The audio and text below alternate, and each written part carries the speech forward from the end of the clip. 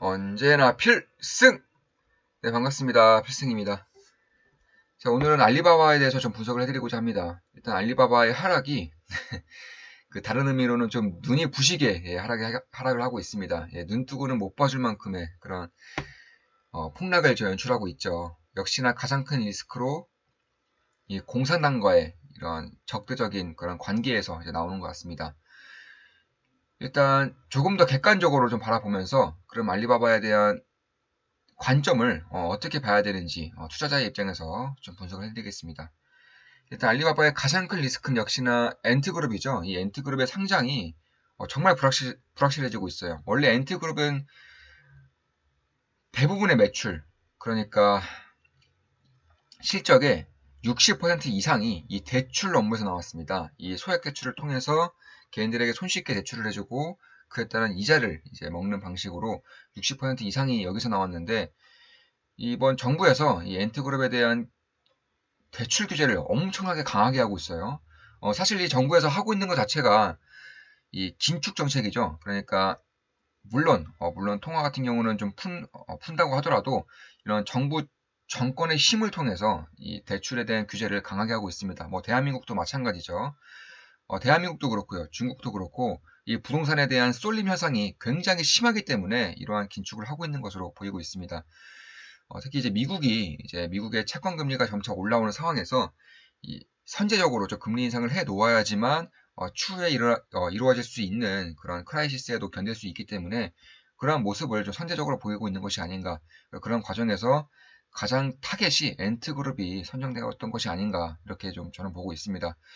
그렇기 때문에 이 대출 규제를 이제 완전히 강하게 함으로써 완전히 좀 사업을 좌초시켜 버린다면 이 엔트그룹의 실적이 반토막납니다.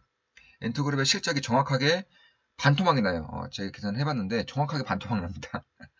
그래서 보통 이제 엔트그룹이 상장했을 때 그런 시가총액을 400조 원 규모로 봤습니다. 이제 원화 환산으로 400조 원 규모로 봤는데 실적이 반토막 난다면 200조 원으로 이제 시가총액은 200조 원으로 줄어들 수밖에 없겠죠. 특히나 이 대출 규제로 인한 그런 성장성에 대한 리스크로 인해서 조금 더 이 부분을 감안한다면 150조 정도로 시가총액은 70%가량이 폭락을 이제 경험할 수밖에 없게 되는 그런 상황이 지금 나오고 있습니다.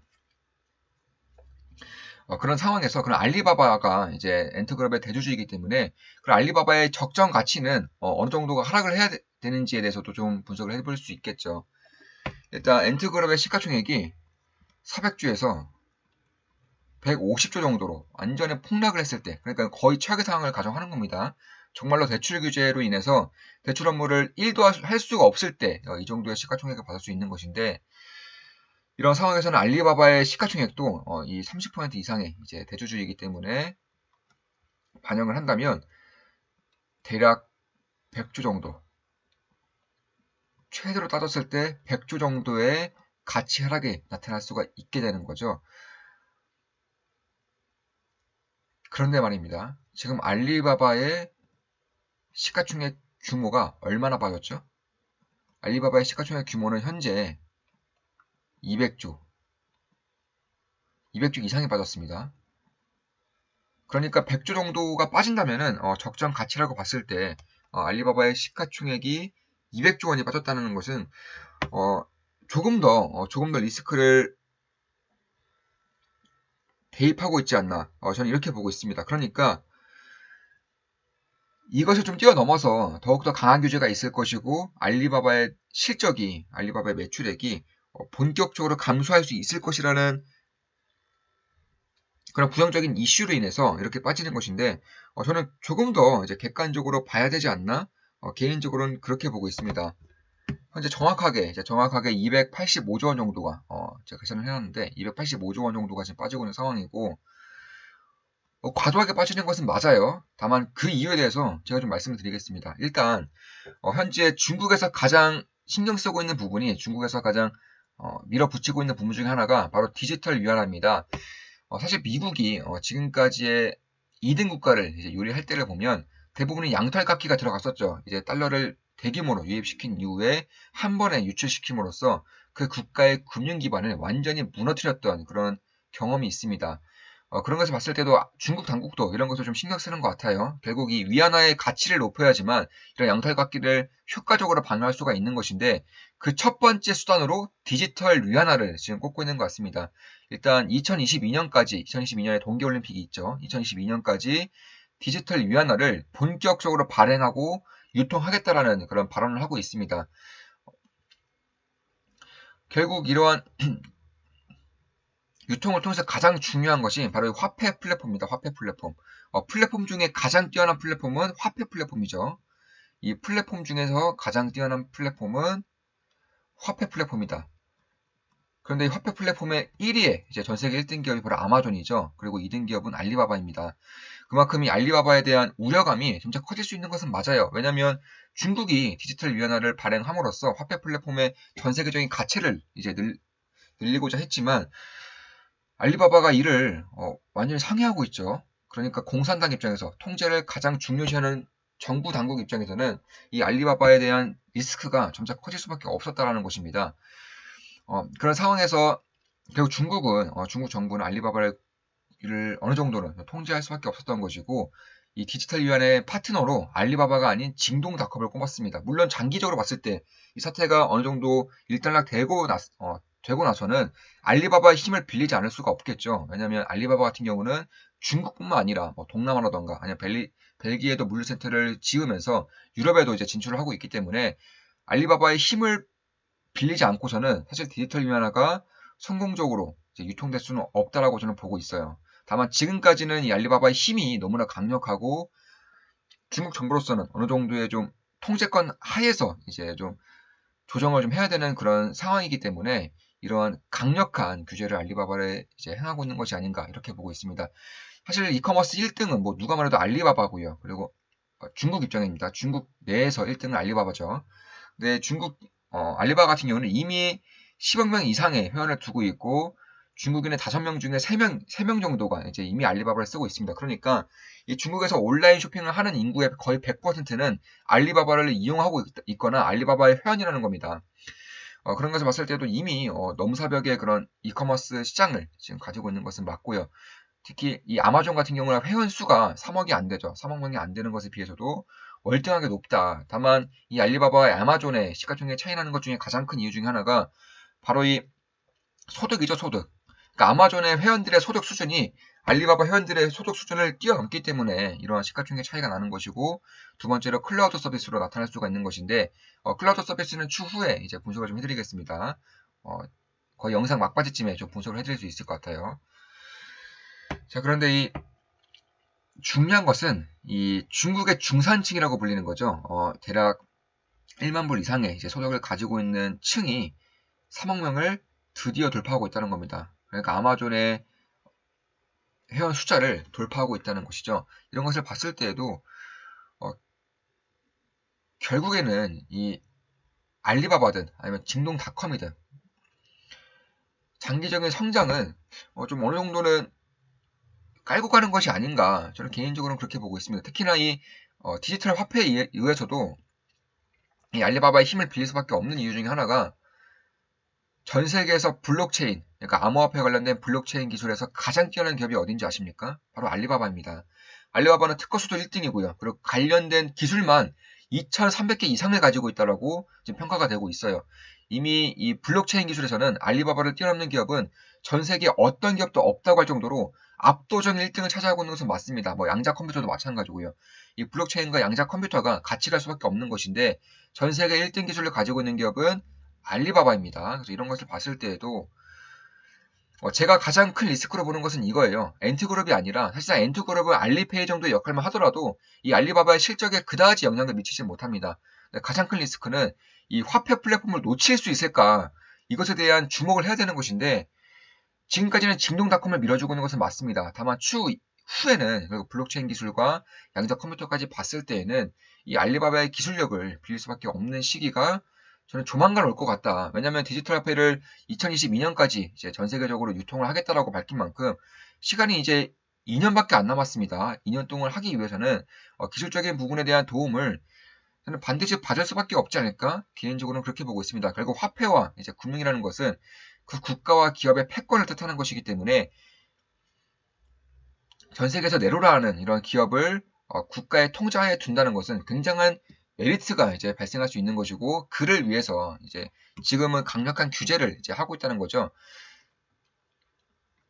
특히나 이 알리바바 같은 경우는 지금 리스크 중에 하나가 화폐 플랫폼의 위치, 그리고 엔트그룹의 규제, 그리고 마지막으로 이 중국 정부가 여론몰이를 좀 하고 있어요. 제가 저 현지 상황을 봤을 때에는 중국 정부가 여론몰이를 하면서 중국의 10대들, 특히 이 선동당하기 쉬운 10대들이 알리바바를 배척하고 있는 현상이 조금씩 나타나고 있습니다. 뭐 이런 현상은 굉장히 리스크로 다가갈 수는 있겠지만, 대한민국도 이런 리스크가 있었어요. 대한민국도 불과 몇 년 전만 하더라도 삼성의 제품을 쓰지 말자는 불매운동에 이를 정도로 굉장히 심각한 불매 리스크에 있었음에도 불구하고 지금은 어떻죠? 네, 저는 마찬가지일 거라고 보고 있습니다. 그리고 이런 부분을 봤을 때에도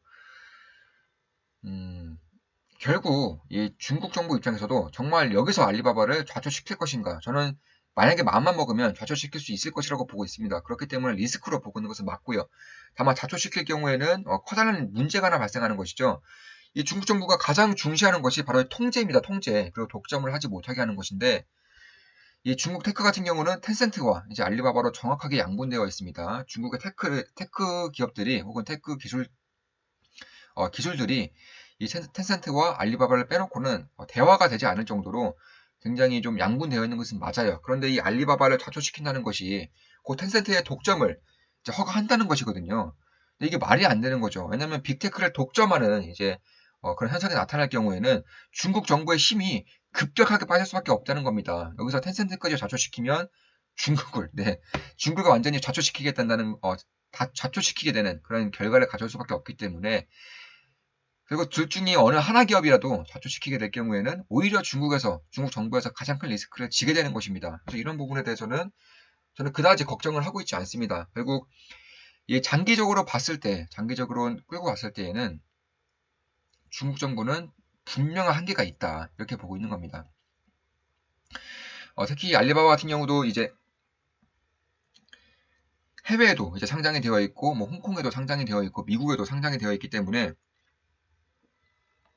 이 외화 조달이라는 그런 측면에서도 중국 정부의 그런 니즈를 충분히 반영을 시켜주고 있다, 충분히 이루어주고 있기 때문에 결국 이 압도적으로 좋은 이런 외화 유치 수단을 저는 버릴 것인가, 이것도 절대 아니라고 보고 있고요. 그리고 중국 정부에서 지금 가장 신경 쓰고 있는 플랫폼 중에 하나가 바로 이 틱톡이죠, 틱톡. 그런데 이 틱톡 못지않게 이제 해외에서 아주 강력하게 이제 해외 사업을 하고 있는 기업 중에 하나가 바로 알리바바, 텐센트죠. 저는 이런 기업들을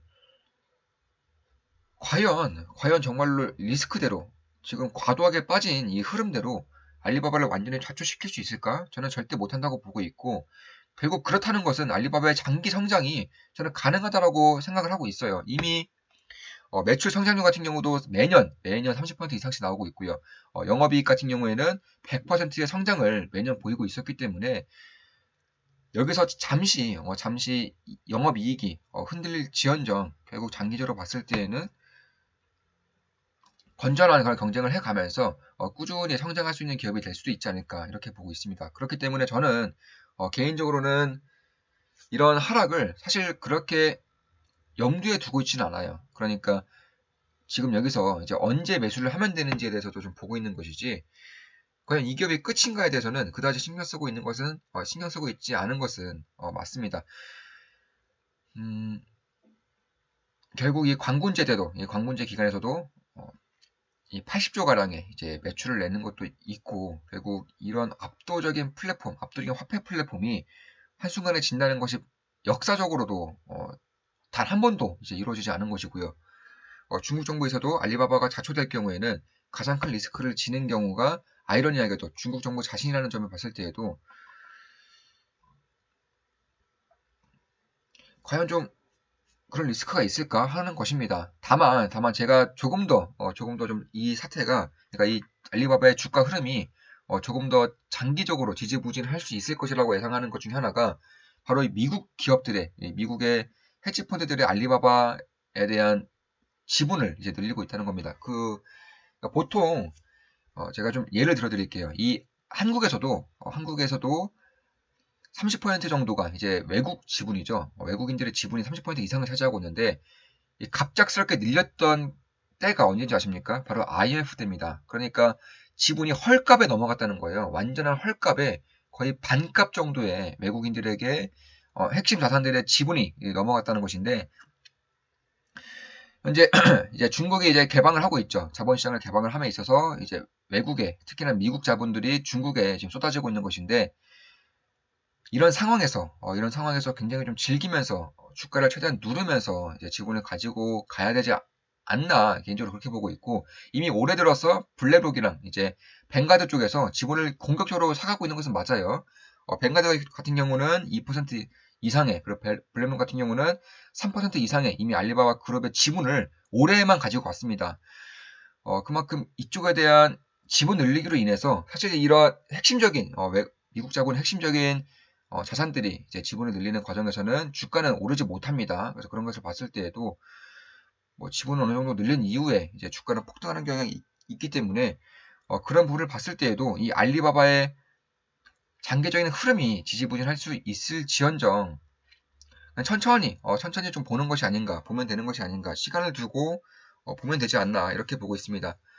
물론 제 모든 영상은 이제 매도 추천 아닌 거 다들 알고 계시죠?